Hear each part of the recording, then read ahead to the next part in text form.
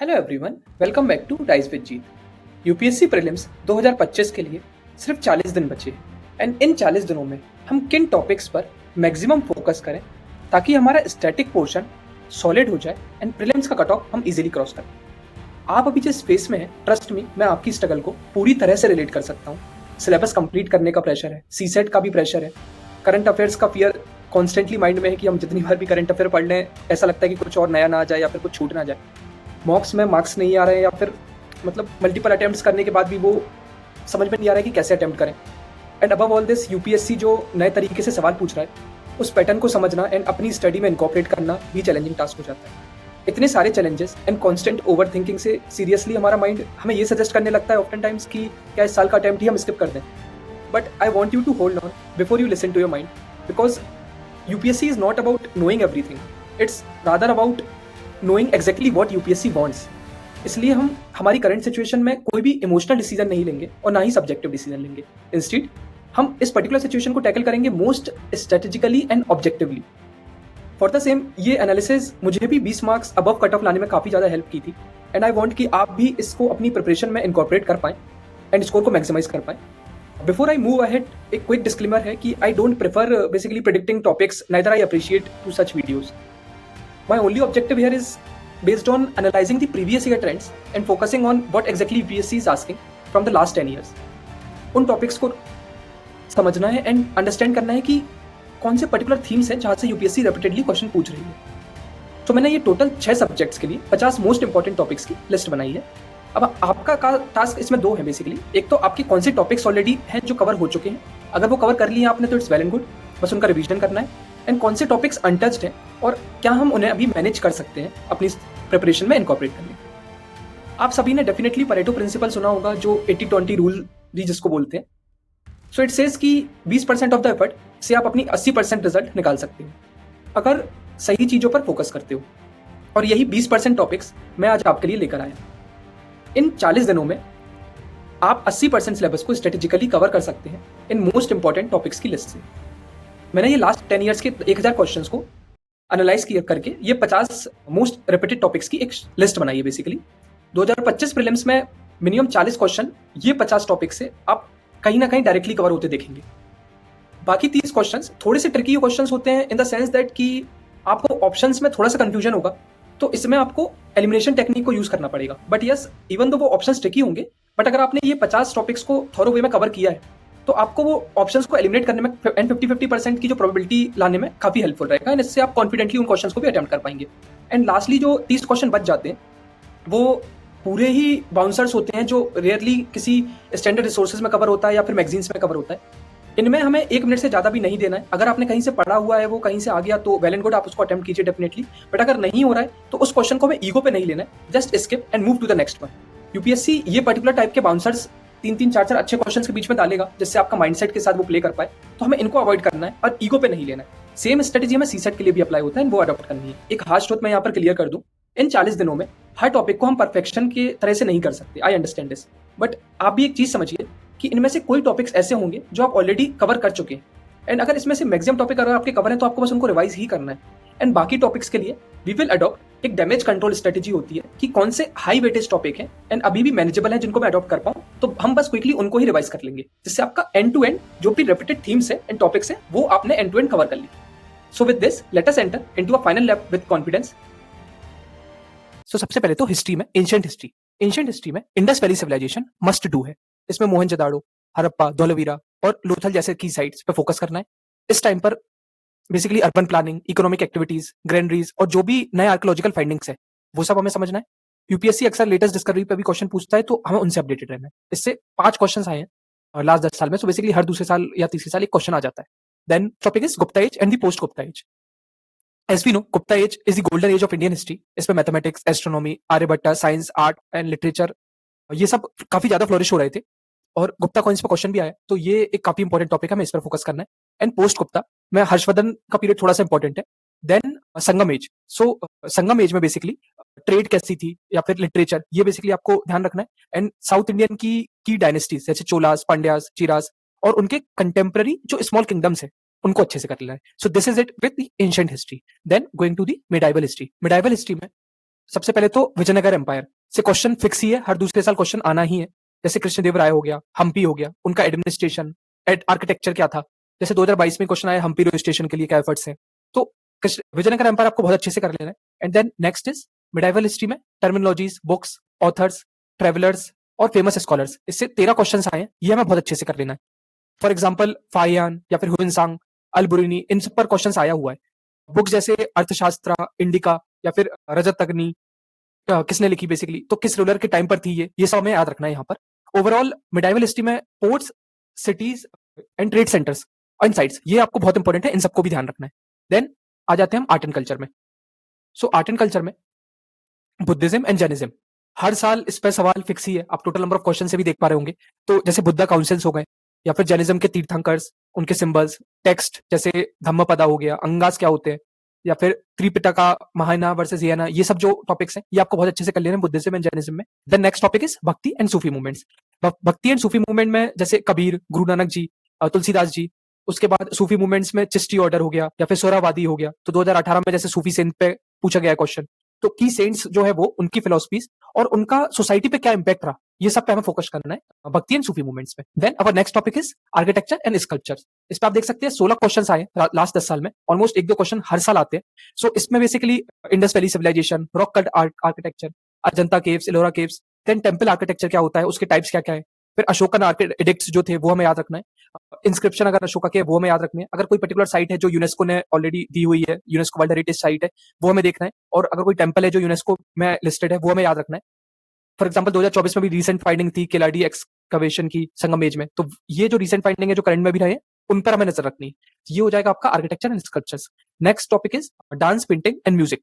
इसमें बेसिकली आपको इवोल्यूशन और उनसे एसोसिएटेड एक प्रोमिनेंट फिगर्स जो है उनको याद रखना है। भरतनाट्यम, कथक, मुगल मिनिएचर क्या होता है, या फिर तानसेन की जो राग है वो, इन सबको हमें अच्छे से करना है। 2021 में राजस्थानी पेंटिंग्स पे पूछा गया क्वेश्चन, तो basically dance, painting and music, इस पे हमें हर एक साल बेसिकली एक एक दो दो क्वेश्चन आते हैं, तो ये अच्छे से कर लेना है। एंड लास्टली कल्चर में लिटरेचर एंड लैंग्वेज। लिटरेचर में संस्कृत, तमिल संगम का जो वर्क है वो, उसके बाद लैंग्वेज का इवोल्यूशन कैसे हुआ वो हमें अच्छे से समझ लेना है। So this is it with the art and culture. Now let us move ahead to modern history. Modern history में सबसे पहले तो आपको टाइमलाइन समझनी होगी। तो प्री 1857 का रिवॉल्ट एंड 1905 से 1919 तक, यहाँ पर गांधी जी का अराइवल होता है, स्वदेशी मूवमेंट होता है, वो इन सब पे क्वेश्चन है बट बहुत ज्यादा नहीं है। बट अगर आप फोकस करेंगे कि 1919 से 1939 तक एंड 1939 से 1947 तक, ये दोनों timeline total number of 19 questions को इनकॉर्पोरेट करती है।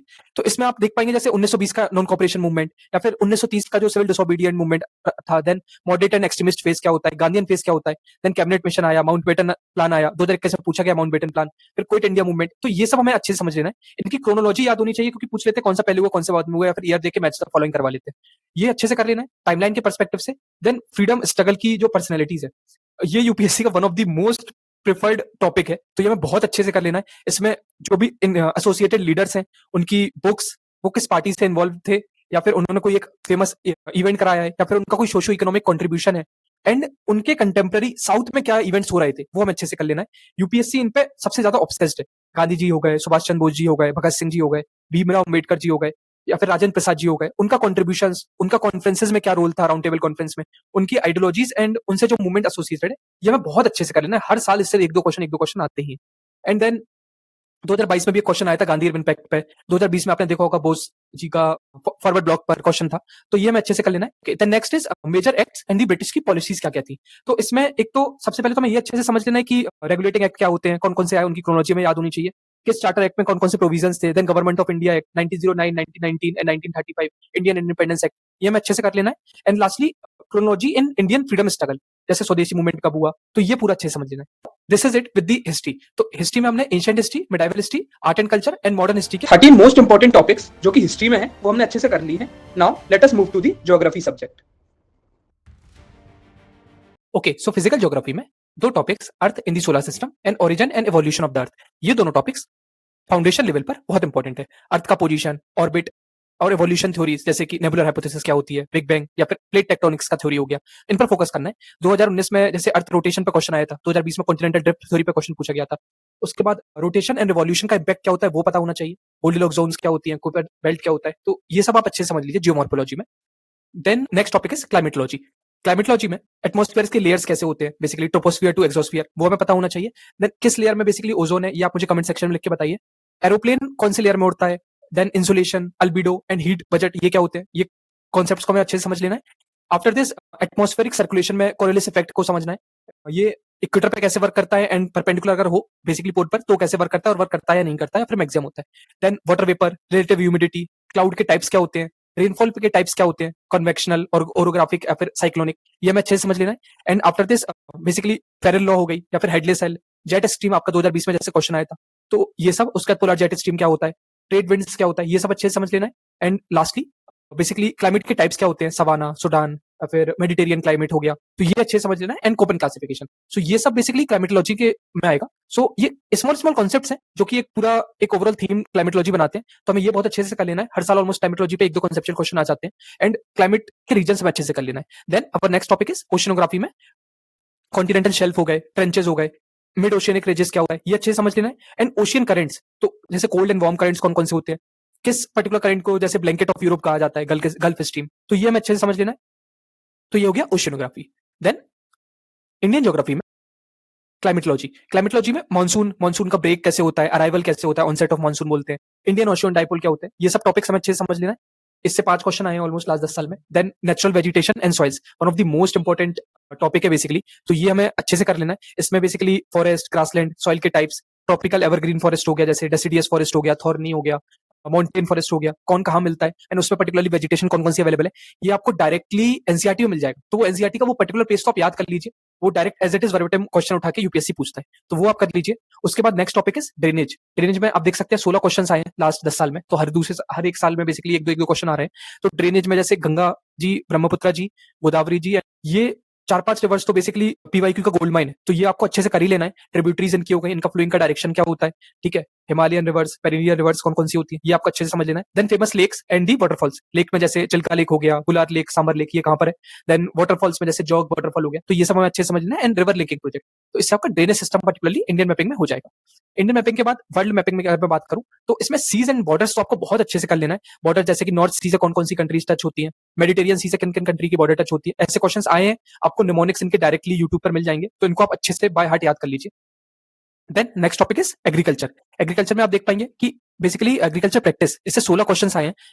बेसिकली राबी क्रॉप्स क्या होती है, खरीफ क्रॉप्स क्या होती है, एंड उससे एसोसिएटेड एग्रीकल्चर इकोनॉमिक्स, तो पीएम किसान योजना हो गई, एमएसपी योजना हो गई, तो एमएसपी बेसिकली कब हाइक हुआ, कब कम हुआ, कौन कौन सी क्रॉप से एलिजिबल है एमएसपी के लिए, ये सब हमें अच्छे से समझ लेना है। फिर माइक्रो इरिगेशन क्या होता है, नैनो फर्टिलाइजर्स क्या होते हैं, क्रॉप इंश्योरेंस क्या होता है, ये सब पूरा एग्रीकल्चर इकोनॉमिक्स में आएगा। ये अगर आप मृणाल सर से पढ़ रहे हैं तो वहां से भी कवर कर सकते हैं, बट ये आपको बहुत अच्छे से पता होना चाहिए एमएसपी में कौन कौन सी क्रॉप्स कवर होती है, ठीक है। Then next topic is energy, energy में fossil fuels and non fossil fuels, आप देख सकते हैं 26 क्वेश्चन आए हैं यहाँ से। Of course definitely non fossil fuel energy हमारा गवर्नमेंट का भी फोकस भी है, तो हमें ये समझना है कि कौन कौन से सोर्सेज है नॉन फॉसिल फ्यूल्स के एंड फॉसिल फ्यूल्स के, एंड बेसिकली इंडिया का जो एनर्जी कंजम्पशन है वो उसका डिस्ट्रीब्यूशन क्या है, ये हमें अच्छे से समझ लेना है। उसके बाद गवर्नमेंट की करंट पॉलिसीज क्या है, जैसे नेशनल ग्रीन हाइड्रोजन मिशन हो गया, सोलर पार्क्स हो गए, विंड कॉरिडोर हो गए, ये हमें अच्छे से कर लेना है। This is done. Then human geography, human geography में basically population dynamics, tribes and minerals, ये लगता है मैं काफी इंपॉर्टेंट है, बट अगर आप इसके क्वेश्चन देखेंगे तो 4 क्वेश्चन, 2 क्वेश्चन ऐसे, तो बहुत ज्यादा इंपॉर्टेंट नहीं है। अगर आपको ये 40 दिन में अगर आपने कवर किया है तो वेल एंड गुड, बट अगर आप 40 दिन की प्रायोरिटाइजेशन के बेसिस पे मैट्रिक्स बनाएंगे तो आप, आई वुड रिकमेंड कि आप एनर्जी पढ़ें। Okay, so we are done with the geography के मोस्ट इंपॉर्टेंट टॉपिक्स। सो इसमें physical geography, that is geomorphology, climatology, oceanography, ये हमने कवर कर लिया है। देन इंडियन ज्योग्राफी को हमने थॉरो वे में कंप्लीट कर लिया है। इसके बाद इंडियन एंड वर्ल्ड मैपिंग, ये हमने कवर कर लिया है। And lastly agriculture, energy and human geography.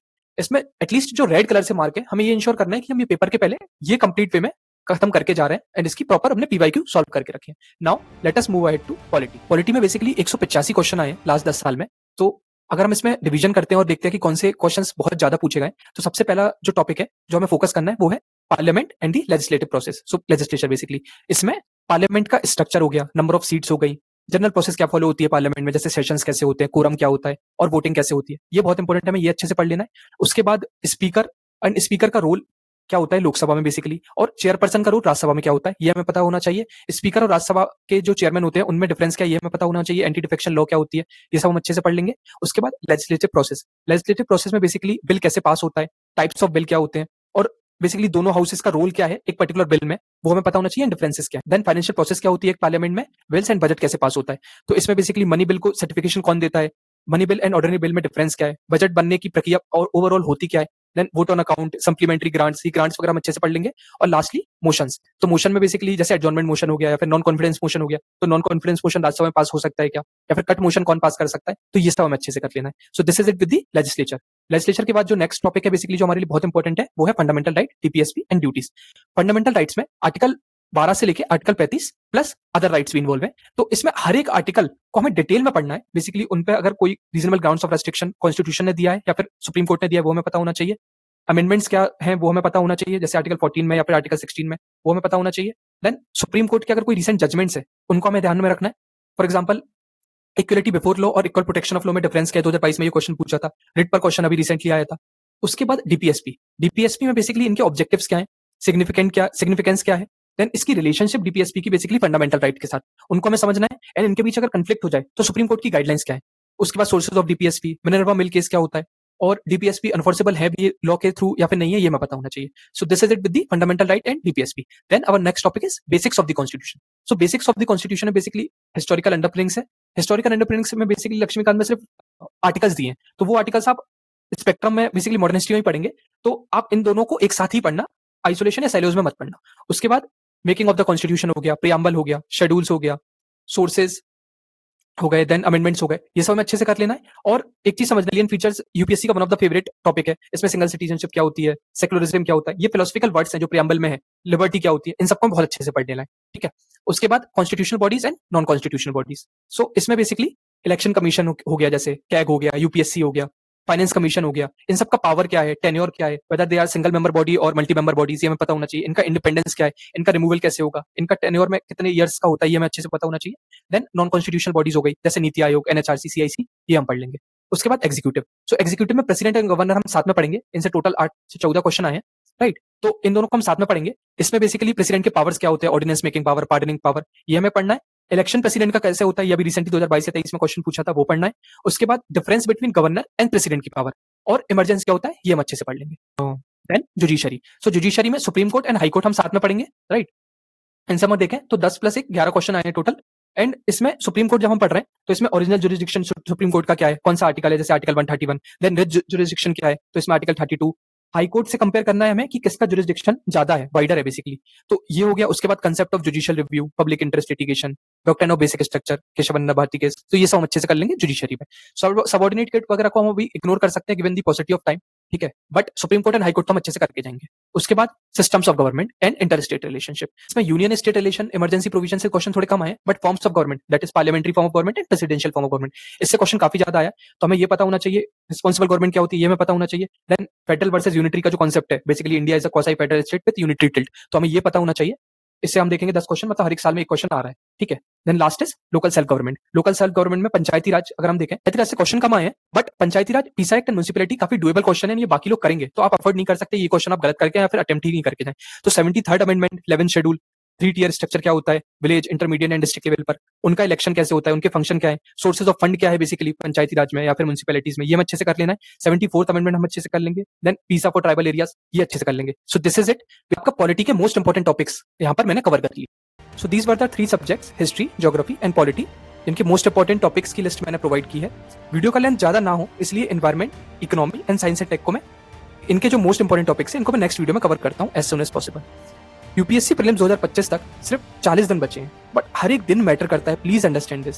I hope this video will give you clear direction कि अब रैंडमली कोई भी टॉपिक को नहीं उठाना है एंड हमें वही टॉपिक को प्रेफर करना है एंड प्रिपेयर करना है जो मोस्ट रिपीटेडली यूपीएससी में पूछा गया है। अगर आपने ये 50 टॉपिक्स पर स्मार्टली रिवीजन के साथ कर लिया तो आप एलिमिनेशन टेक्निक को भी बहुत अच्छे से यूज कर पाएंगे एंड स्टैटिक पोर्शन आपका काफी सॉलिड हो जाएगा। और प्रीलिम्स जब आप अटेम्प्ट कर रहे होंगे तो you will feel that confidence inside you and trust me, हर रैंक होल्डर ने ये फेस को फेस किया है। Self doubt, pressure, under confidence, ये काफी नेचुरल एंड नॉर्मल है, बट उन्होंने गिव अप नहीं किया एंड आप भी नहीं करोगे। I trust you, you are not late, you are still in the game. बस स्मार्टली खेलेंगे, स्ट्रेटेजिकली पढ़ेंगे एंड स्टडी रहेंगे। डिस्ट्रैक्शन को लिमिट करना है एंड इन 40 दिनों में लेजर शार्प फोकस के साथ हमें आगे बढ़ना है। Together we will rise beyond prelims. Wish you all the best. मिलते हैं नेक्स्ट।